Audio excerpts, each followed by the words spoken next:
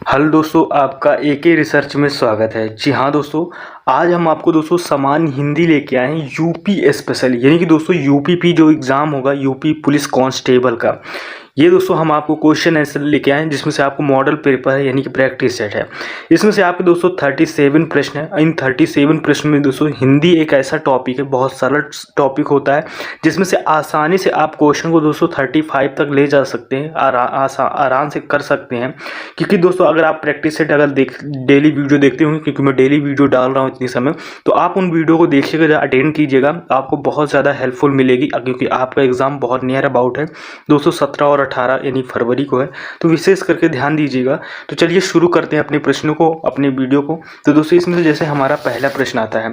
अब इस पहले प्रश्न में क्या पूछा जाए, नीचे दिए गए शब्दों में वह जोड़ चुनिए जो एक दूसरे के विलोम ना हो। अब इसमें से युग्म दिया गया है, अब उस युग्म का दोस्तों वो हमें निकालना है जो एक दूसरे का विलोम ना हो। जैसे कि ऑप्शन ए में है, जिसे गुण का अवगुण दिया गया है, देव का दानव दिया गया है, सम्मान का आज्ञा दिया गया है, तरल का ठोस दिया गया है। तो आपको इसमें से डिफरेंस कौन लग रहा है? तो दोस्तों इसमें से जो डिफरेंस है वो सम्मान का आज्ञा नहीं होता। अब सम्मान का दोस्तों अपमान हो जाता है, याद रखिए, सम्मान का अपमान हो जाता है। आज्ञा का दोस्तों अवज्ञा होता है। अब 40 नंबर प्रश्न आता है। दो प्रश्न ऐसे मिलेंगे, सेम टू सेम पेपर ही आपको ऐसे मिलेगा। अब इसमें से जय का पराजय, सार्थक निरर्थक, पतन का उन्नति या पाप का धर्म का पुण्य, इनमें से आपको दोस्तों कौन सा लग रहा है? तो दोस्तों धर्म का पुण्य। दोस्तों धर्म का क्या होता है? धर्म का दोस्तों अधर्म हो जाता है और पुण्य का दोस्तों विलोम हो जाता है। तो सही दोस्तों ऑप्शन ये होगा, लेकिन गलत निकला, हमें गलत निकालना था जो ना हो। तो ऑप्शन डी दोस्तों गलत है, इसमें से ऑप्शन सी सही गलत है। फिर इसके बाद नेक्स्ट प्रश्न आता है, 41 नंबर प्रश्न आता है। 41 नंबर प्रश्न है दोस्तों, इसमें से क्या बताना है? संधि विच्छेद का चयन कीजिए। अब यद्यपि का संधि विच्छेद कौन सा होगा?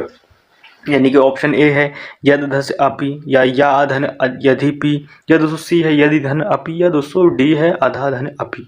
इनमें से आपको बताना है। तो दोस्तों इसका जो राइट आंसर होगा वो ऑप्शन सी होगा, यदि धन अपि, यानी कि यद्यपि। फिर इसके बाद नेक्स्ट आता है तिरस्कार का। दोस्तों तिरस्कार का कौन सा होगा? यानी तिरस धन प्लस कार, तिरह धन कार, या दोस्तों तिह धन कार, या दोस्तों तिर धन कार।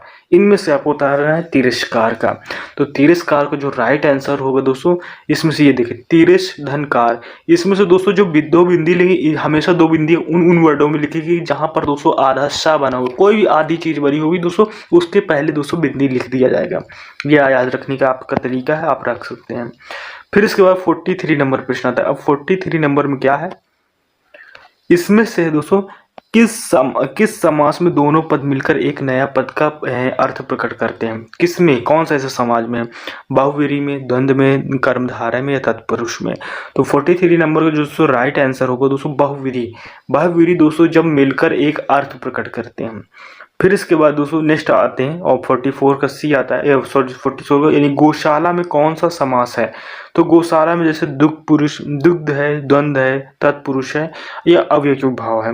तो गौशाला में दोस्तों जो हमारा जो कौन सा है वो तत्पुरुष समास है। जिस समास का दोस्तों दूसरा पद और दोस्तों पद प्रधान हो, दूसरा पद प्रधान हो और तत्पुरुष समास होता है, जिसमें दोस्तों गाय की शाला मतलब रहने वाला स्थान। तो शाला दोस्तों इसमें क्या हो जाता है? प्रथम यानी प्रधान पद हो जाता है। फिर इसके बाद नेक्स्ट आते हैं 45 नंबर प्रश्न आता है। इसमें से क्या बताना है? पर्यायवाची। अब कमल का पर्यायवाची आप बता सकते हैं, कुसुम, पुष्प, प्रसून, या पुंडरीक। अब आप इसमें बता सकते हैं। तो दोस्तों इसमें जो यानी कि कौन सा पर्यायवाची दोस्तों उपयुक्त पर्यायवाची लिखना है, तो दोस्तों कमल का पर्यायवाची बताना है। तो कमल का पर्यायवाची कौन सा होगा? वो दोस्तों पुंडरीक होगा। बहुत लोगों के दिमाग में पुष्प आया होगा, कुसुम आया होगा, ये नहीं है, पुंडरीक है। याद रखिएगा, बहुत इंपॉर्टेंट प्रश्न, इसको नोट डाउन भी कर लीजिएगा। पुंडरीक आपने बहुत कम सुना होगा। अभिलाषा का आपको बताना है पर्यायवाची, तो यानी कि आकांक्षा, अहंकार, विकार, या हार्दिक, इनमें से आपको बताना है। तो इसका जो राइट आंसर होगा दोस्तों यानी 46 का, वो ऑप्शन ए हो दोस्तों, आकांक्षा। 47 नंबर दोस्तों आता है आकाश। आकाश का बताना है। आकाश का क्या होगा? दृग, विप्र, व्योम, या दोस्तों कगार, इसमें से आपको बताना है। तो 47 नंबर को दोस्तों जो राइट आंसर होगा दोस्तों वो क्या हो जाएगा? विप्र हो जाता है। फिर इसके बाद नेक्स्ट आता है, इसमें से क्या है 48 में, इसमें से मुहावरे और लोकोक्तियां दिया गया है। तो इसमें से मुहावरे और लोकोक्तियां बताना है। जैसे पाव 12 होना क्या है, पाव 12 होना क्या होगा, दांव हारना, कार्य सिद्ध होना, लाभ ही लाभ होना या सुबह हो जाना, इनमें से आपको बताना है। वो 48 नंबर का दोस्तों राइट आंसर होगा, यानी कि लाभ ही लाभ होना। इसमें आता है गंगा नहाना, तो गंगा नहाना क्या होगा, पवित्र होना, कार्य पूरा यानी निश्चित होना, नदी में स्नान करना या प्रशंसा करना, इसमें से आपको बताना है। तो 49 नंबर का जो राइट आंसर होगा दोस्तों, कार्य पूरा कर कर निश्चित होना, यानी गंगा नहाने का मतलब ये तो कहते हैं ना कि हम गंगा नहा चुके हैं अपने काम से, तो ये दोस्तों क्या हो जाता है, कार्य पूरा निश्चित होना। फिर इसके बाद नेक्स्ट आता है आंख लगना। अब ये बहुत इंपॉर्टेंट प्रश्न है, आशंका होना, मृत्यु होना, नींद आना या प्रेम होना। तो कहते हैं ना हमें, मुझे आंख लग गई थी, कोई काम कर रहा था, मुझे फिर थोड़ी देर में आंख लग गई, तो इसका जो राइट आंसर होगा दोस्तों नींद आना, यानी आंख लगने मतलब नींद आना। फिर इसके बाद 51 नंबर प्रश्न आता है और इसमें से आपको रिक्त स्थान भरना है। अब इसमें से क्या है, अंधों में राजा। तो अंधों में राजा मुहावरा सुना होगा, तो दोस्तों अंधों में राजा क्या, लंगड़ा है, पहलवान है, चतुर है, काना है। तो आप फिल करके चेक कर सकते हैं, तो दोस्तों आपको मालूम होगा अंधों में काना राजा, ये बोलना है। फिर डैश है कि अंधे को हरा, यानी कि हरा ही हरा नजर आता है। तो ये है 52 नंबर का, बताइएगा। तो यानी कि दोस्तों इसमें से क्या लिखा है, तो इसमें से जैसे फिल करेंगे बचपन, सावन, आँख, बात। तो दोस्तों इसमें से जैसे मेरा जो टेबल बैठ रहा है, सावन के अंधे को हरा ही हरा नजर आता है, ये आता है। अब जैसे कि 53 नंबर आता है, 53 में है काला अक्षर डैश बराबर। तो काला अक्षर क्या है, उल्लू, गाय, भैंस या कोयल, किसके बराबर होगा काला अक्षर। तो काला अक्षर दोस्तों, काला कौन होता है, इसमें से भैंस होती है काली, तो कायल दोस्तों यानी काला अक्षर भैंस बराबर, ऐसे आपको बताना है। फिर इसके बाद दोस्तों 54 नंबर प्रश्न आता है, और 54 नंबर प्रश्न में कौन सा है, इसमें से दोस्तों है जो आपसे पूछ रहा है, इसमें से आपको बताना है, इसमें सेट बनाना है। तो सेट कैसे बनेगा दोस्तों, ये आपको बताना है। तो दोस्तों इसमें कैसे बनेगा सेट, तो दोस्तों इसमें से जैसे कि आपको पढ़ना है, इसमें से जो स्टार्टिंग पॉइंट होगा हमारा, गृहिणी गृहस्थ जीवन रूपी नौका की वह पतवार है। अब नौका की वह पतवार है दोस्तों, तो इसमें से कौन सा आएगा, तो नौका की वह पतवार, इस नौका को बचाती हुई थपेड़ों और भंवरों में जो अपनी, हाँ यहाँ से वह नंबर, जो अपनी बुद्धिमत्ता, चरित्र बल और त्यागमय जीवन से, वह आ गया। अब वह के आगे से हमें स्टार्ट करना है, तो से कौन सा स्टार्ट होगा, तो दोस्तों इसमें से हमारा जो स्टार्ट होता है अगर देखा जाए, तो इसमें से अगर ये, हाँ जीवन से इस नौका, क्योंकि से के बाद जीवन से नौका ही आएगा, नौका को। फिर इसके बाद क्या आता है, नौका को थपेड़ों, यानी थपेड़ों और भंवरों से बचाती हुई, तो ये सेटअप बन गया। तो दोस्तों इसमें से वैसे जो देखा जाएगा, तो इसमें से कौन सा इधर बन रहा है, एक मिनट देख लेते हैं। तो तक किनारे पहुंचती है, तो इसमें से अगर देखा जाए जो हमारा सही आंसर बन रहा है पीछे वाले से, तो वो दोस्तों ऑप्शन बन रहा है, दोस्तों ऑप्शन डी बन रहा है, यानी कि जो हमारा सही होगा ऑप्शन डी, यानी कि वा या राला। आप चाहे एक बार चेक कर भी कर सकते हैं। फिर इसके बाद नेक्स्ट आते हैं, अब जैसे कि इसमें बताना है, इसमें से हमें त्रुटिपूर्ण वर्ड बताना है। त्रुटिपूर्ण कौन सा है, मेरा भाई जिसका शादी कल है, घर गया, कोई त्रुटि नहीं। अब बताओ इसमें से, आप बता सकते हो आसानी से। तो दोस्तों इसका जो दोस्तों गलत ऑप्शन है, मेरा भाई जिसका नहीं होता, मेरा भाई जिसकी शादी कल है, ये बताना चाहिए। फिर 56 नंबर आता है, इधर आजकल मौसम की वर्षा हो रही है। तो आपको पहले ही गलत मिल गया, यानी 56 में जो गलत वर्ड है वो दोस्तों कौन सा है, यानी कि इधर मौसम की वर्षा हो रही, तो क्या हो जाएगा, तो आजकल नहीं होगा, इधर मौसम नहीं, इधर मौसम की वर्षा हो रही, ये होने, आजकल नहीं लिखेंगे हम। फिर इसके बाद दोस्तों नेक्स्ट प्रश्न आता है, नेक्स्ट प्रश्न क्या आता है इसमें से, इसमें से हमारा स्टार्ट होता है, यानी 59 तक करना है, 57 से। इसमें से दोस्तों वाक्यांश के लिए एक शब्द का चयन करना है। गोद लिया हुआ पुत्र क्या होता है, यानी दत्तचित, दत्तक, त्याज या दंपति, इसमें से आपको बताना है 57 नंबर में। तो दोस्तों इसमें क्या होगा, गोद लिया हुआ पुत्र को दोस्तों बोलते हैं, क्या बोलते हैं, दत्तक बोलते हैं। फिर इसके बाद दोस्तों इसमें अगर मैं दंपति का बताऊं दोस्तों आपको, तो दंपति का क्या हो जाता है, ये पति पत्नी के जोड़े, दंपति का मतलब क्या होता है, पति पत्नी के जोड़े। अगर फिर मैं आपको इसमें बताऊं दोस्तों त्याज, त्याज का मतलब क्या होता है, तो दोस्तों जिसे त्याग देना या उचित हो, यानी जिसे त्याग देना उचित हो, वो दोस्तों यानी कि ऑप्शन सी हो जाएगा। फिर इसके बाद 58 नंबर आता है, इसमें से क्या है, जो मापा ना जा सके। अपरिमेय, अपमानित, अनुपेय या अपर, इनमें से आपको बताना है। तो इसका जो राइट आंसर होगा दोस्तों अपरिमेय होगा। 59 है जो किए गए उपकारों को मानता हो, उपकारी, कृतज्ञ यानी कृपा पात्र या सुपात्र, इसमें से आपको बताना है। तो 59 नंबर को राइट आंसर होगा कृतज्ञ होगा। फिर इसके बाद 60 नंबर प्रश्न आता है, और 60 नंबर प्रश्न क्या है, इसमें से दोस्तों मैंने रमेश को पत्र लिखवाया, इस वाक्य में लिखवाया कौन से प्रकार की क्रिया है। तो लिखवाया कौन से प्रकार की क्रिया है, अनुकरणात्मक क्रिया, नाम धातु क्रिया, प्रणार्थक क्रिया या दोस्तों संयुक्त क्रिया। तो 60 नंबर को दोस्तों जो राइट आंसर लिखवाया जो होता है दोस्तों वो प्रणार्थक क्रिया, यानी कि वो काम करवा रहा है तो प्रणार्थक क्रिया हो जाता है। कवि मलिक मोहम्मद जैसी द्वारा रचित पद्मावती की भाषा कौन थी, ब्रज की, अवधी की, भोजपुरी की, खड़ी बोली की। तो दोस्तों इसका जो राइट आंसर होगा क्या होगा, वो दोस्तों यानी कि अवधी लैंग्वेज थी, अवधी में लिखा गया था।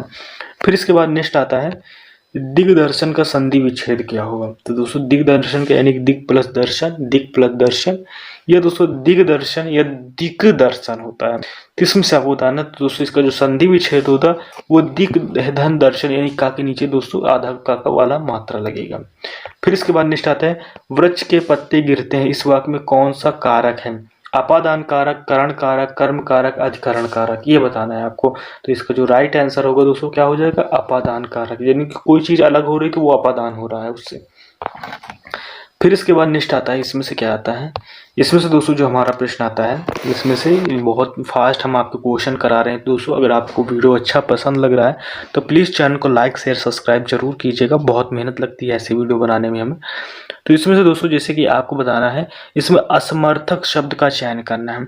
अब इनमें से 4 ऑप्शन दिए गए हैं, अब इन 4 में से हमें चुनना है कौन सा असमर्थ है, यानी कि दोस्तों कौन सा मैच नहीं कर रहा है। जैसे पीड़ा, संकट, व्यथा, दर्द। अब इसमें से आपको बताना है, तो दोस्तों आपको इसमें से देखिएगा पीड़ा, व्यथा, दर्द, ये दोस्तों एक तरह के यानी कि फील कराता है दर्द से, यानी तो इसका संकट दोस्तों अलग हो जाता है, संकट आना ये अलग हो जाता है। फिर इसके बाद नीचे आता है 65 में आता है स्नेह, अनुराग, देश, प्रीति, इनमें से दोस्तों आपको कौन सा लग रहा है। तो दोस्तों इसमें देश अलग लग रहा है, लेकिन अनुराग, प्रीति, स्नेह से सब एक वर्ड है। फिर इसके बाद नेक्स्ट आते हैं 66 नंबर आता है। अब 66 में क्या है दोस्तों, इसमें से जैसे कि आपको पूछा जा रहा है 66 क्या है, 66 में दोस्तों इसमें से भी आपको अलग बताना है, यानी कि जन्म, मृत्यु, उगना, उत्पादन, ये आपको बताना है। तो दोस्तों 66 का दोस्तों जो देखा जाए तो दोस्तों इन 3 में से 3 आपको अलग लग रहे हैं, लेकिन एक अलग है यानी कि मृत्यु। मृत्यु दोस्तों ये मर रहा है, बाकी ये सारे जन्म, उगना, उत्पादन, ये तो उत्पादन, ये सब एक तरह से नया जन्म हो रहा है इन लोगों का। फिर इसके बाद शुद्ध वाक्य का चयन कीजिए। जैसे ऑप्शन ए है भारत में अनेक जाति है, फिर इसके बाद भारत में अनेकों जातियां, भारत में अनेक जातियां हैं, भारत में अनेकों जातियां। अब आपको पढ़ने में से कौन सा सही लग रहा है। तो दोस्तों इसका दोस्तों जो सही आंसर होगा भारत में, अब सही लिखना भी तो सही होना चाहिए, भारत में अनेक जातियां हैं, जातियां होता है ये, अब उसमें मात्रा लगी चांद की बिंदी। फिर इसके बाद 68 नंबर आता है निस्दिन बरसत नयन हमारे, यानी निस्दिन बरसत नयन हमारे में से हमें दोस्तों रस बताना है, करुण रस, रौद्र रस, वियोग श्रृंगार रस या दोस्तों अद्भुत रस। बहुत इंपॉर्टेंट प्रश्न दोस्तों। तो दोस्तों इसका जो दोस्तों हमारा सही आंसर होगा दोस्तों वो कौन सा होगा, ये दोस्तों वियोग है, यानी वियोग है, श्रृंगार है, वो रो रही है, कह रही है, तो ये दोस्तों कैसा है, वियोग और श्रृंगार रस में आता है। मेरे तो गिरधर गोपाल दूसरे ना कोई, जाके सिर मोर मुकुट मेरो पति सोई, इसमें से क्या है, शांत, श्रृंगार है, करुण है या हास्य है, इनमें से आपको बताना है।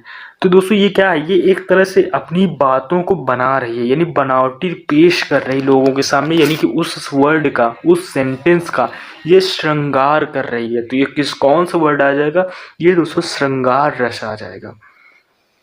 फिर इसके बाद नेक्स्ट आता है, क्या आता है, अब इसको हमें पढ़ना है, इसको हमें पढ़ना है।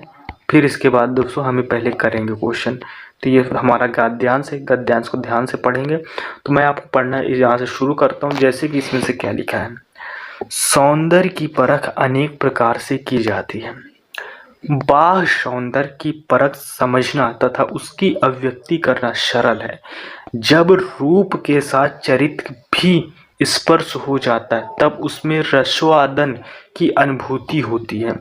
एक वस्तु सुंदर तथा मनोहर कही जा सकती है, परंतु सुंदर वस्तु केवल इंद्रियों को संतुष्ट करती है, जबकि यानी कि मनोमृत वस्तु चित्त को भी आनंदित करती है। इस दृष्टि से कवि जयदेव बसंत चित्रण सुंदर है था। कालिदास की प्रकृति का वर्णन मनोहर है, क्योंकि उसमें चरित्र की प्रधानता है। फिर इसके बाद नीचे आता है, सुंदर शब्द संकीर्ण है, जबकि मनोहर एक व्यापक विस्तृत साहित्य के साधारण वस्तु विशेष प्रीति उसे मनोहर कहते हैं। अब इससे रिलेटेड हमारे प्रश्न बनेंगे। अब इससे रिलेटेड हमारे प्रश्न क्या बनते हैं, इसको भी ध्यान देखना है। तो इसमें से जैसे हमारा प्रश्न क्या है, इसमें से पहला है, कालिदास के प्राकृतिक वर्णन का आधार क्या है। जैसे ऑप्शन ए है उसकी प्राकृतिक अभिव्यक्ति, या फिर दोस्तों आता है उसकी मनोहरता, ऑप्शन सी है उसका सौंदर्य, उपयुक्त में से कोई नहीं, ये बताना है। तो 70 नंबर का दोस्तों जो सही आंसर होगा दोस्तों, तो कालिदास ने किस चीज का वर्णन किया, उसकी मनोहरता का वर्णन किया है। सौंदर्य की परख की जाती है आनंद की मात्रा के आधार पर, इंद्रियों की संतुष्टि के आधार पर, रूप के आधार पर, या मनोहरता के आधार पर। तो इसका जो दोस्तों राइट आंसर होगा वो सही होगा ऑप्शन डी, मनोहरता के दोस्तों आधार पर। 72 नंबर प्रश्न आता है दोस्तों, थोड़े से क्वेश्चन बचे हैं, बहुत कम समय में कराते हैं। तो इसको 72 है दोस्तों, क्या है, उपयुक्त गद्यांश का शीर्षक क्या है। क्या साहित्यिक और सुंदर, अभिव्यक्ति की अनुभूति, सुंदरता बनाम मनोहरता, सुंदरता की संकीर्णता। तो इसमें से दोस्तों बताइएगा। तो दोस्तों इसमें से जो हमारा सही आंसर होगा साहित्य और सौंदर्य होगा। 73 है, हिंदी भाषा किस लिपि में लिखी जाती है, गुरुमुखी, ब्राह्मणी, देवनागरी या सौराष्ट्री। इसमें से आप बताइए दोस्तों। इसका दोस्तों सही आंसर होगा दोस्तों वो देवनागरी भाषा में लिखी जाती है। 74 नंबर आता है इंपॉर्टेंट प्रश्न दोस्तों, ये आ भी सकता है आता भी है। हिंदी दिवस किस तिथि को मनाया जाता है। तो किस तिथि को मनाया जाता है दोस्तों, ये 14 सितंबर को मनाया जाता है। फिर इसके बाद दोस्तों हमारे कुछ ही प्रश्न बचे हैं, इसमें से कौन सा प्रश्न आता है, जैसे कि एक लास्ट प्रश्न बचता है। लास्ट प्रश्न क्या है दोस्तों, इसमें से जो पूछा गया है, जैसे कि पूछा जा रहा है आपसे, भाषा को शुद्ध रूप में रूप का ज्ञान किससे होता है, लिपि को, व्याकरण से, या लिपि भाषा से, उपयुक्त में से कोई नहीं। तो इसमें से दोस्तों इसका जो सही आंसर है, जो भाषा का ओरिजिनल नॉलेज होता है दोस्तों, ग्रामर यानी कि दोस्तों व्याकरण से होता है। ये थे दोस्तों टोटल जो क्वेश्चनों की संख्या थी वो 37 थी, यानी कि 75 नंबर तक प्रश्न तक। अब आप बताइए कि वीडियो आपको कैसा लगा। अगर वीडियो अच्छा लगा तो प्लीज़ दोस्तों चैनल को लाइक शेयर सब्सक्राइब जरूर कीजिएगा। मिलते हैं दोस्तों नेक्स्ट वीडियो में।